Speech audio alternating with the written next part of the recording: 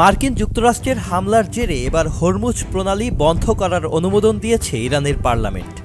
আজ ২২ জুন রোববার ইরানের রাষ্ট্রীয় টেলিভিশন প্রেস টিভির বরাতে জানা যায় এ তথ্য।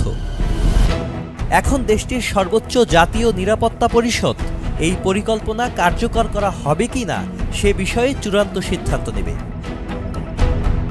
ইরান নিয়ন্ত্রিত এই প্রণালী দিয়ে প্রতিদিন বিশ্বের মোট ২০% বা ৫ ভাগের ১ ভাগ জ্বালানি তেল পরিবহন করা হয়। হরমুজ প্রণালী একমাত্র সমুদ্রপথ যা পারস্য উপসাগরকে উন্মুক্ত সমুদ্রের সঙ্গে সংযুক্ত করেছে। এটি ইরান, সৌদি আরব, ইরাক, কুয়েত এবং সংযুক্ত আরব আমিরাতের মতো প্রধান তেল উৎপাদনকারী দেশগুলোর সঙ্গে সম্পর্কিত, যা বন্ধ করা হলে মারাত্মক ধসের মুখে পড়বে বিশ্ব বাণিজ্য। ১৯৮০ থেকে ১৯৮৮ সালের মধ্যে ইরান ইরাক সংঘাতের সময় উভয় দেশই উপসাগরের বাণিজ্যিক জাহাজগুলোকে লক্ষ্যবস্তু করেছিল, যা ট্যাঙ্কার যুদ্ধ নামে পরিচিত। কিন্তু হরমুজ প্রণালী কখনোই সম্পূর্ণরূপে বন্ধ ছিল না। তবে রোববার ইরানের ৩টি গুরুত্বপূর্ণ পারমাণবিক স্থাপনায় যুক্তরাষ্ট্রের হামলার পর এ ঘোষণা দেয় তেহরান।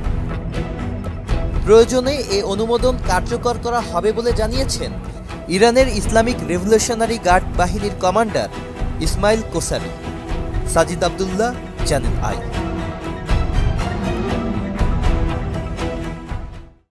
বান্ডেল থাকলে প্রতি সেনমানিতে টাকা বাঁচবে।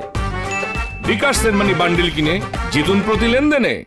শুরু হয়েছে Standard Charter Channel I agro অ্যাওয়ার্ডের ১০ম আয়োজনের মনোনয়ন গ্রহণ।